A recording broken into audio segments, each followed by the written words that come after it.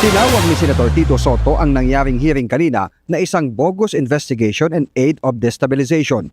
Muli rin niyang tinanggi ang aligasyon ng tinaguriang Maleta Boys na naghayag kanina na naghatid sila ng 5 maleta na naglalaman ng pera sa kanyang tanggapan sa Baclaran noong 2024. Paglilinaw ni Sotto, hindi siya senador mula 2022 hanggang 2025, kaya wala siyang anumang flood control project. Nabanggit din ang kanya umanong EA na nagngangalang Mark. Pero sabi ni Sotto, 2015 pa sumakabilang buhay ang kanyang EA na Mark ang pangalan. Marinding tinanggi ni Senador Erwin Tulfo ang aligasyon ng Maleta Boys na nag-deliver sila ng 2 beses sa kanyang bahay sa Green Hills. Definitely, it's a lie, a blatant lie. Kasi nga, hindi lang masagot anong purpose pa. Saan nang galing yung sinasabi nila 1, 2, 3, 4, 5, whatever the maleta is. I wasn't listening.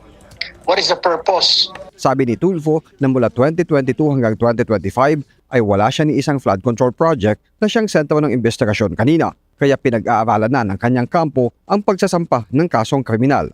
Question din niya kung bakit hindi nabanggit ng umano'y ex-Marines ang mga pangalan na Senator Loren Legarda at magkapatid na Senators Mark at Camille Villar na nakalagay naman sa kanilang sinumpang salaysay noong February. Nabanggit ba yung Senadora Loren Legarda at 2 bilyar? Nabanggit kasi noong una eh. Hindi. Wala sir, wala. Hindi! Oh. Wala! Wala, sir. Po, Diyos ko, kawawa.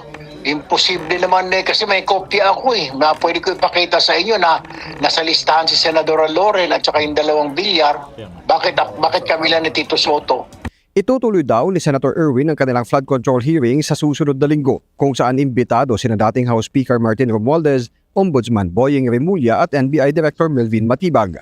Pinag-aaralan pa niya kung iimbitahang muli ang Maleta Boys. Para sa Agenda, Dexter Ganibe,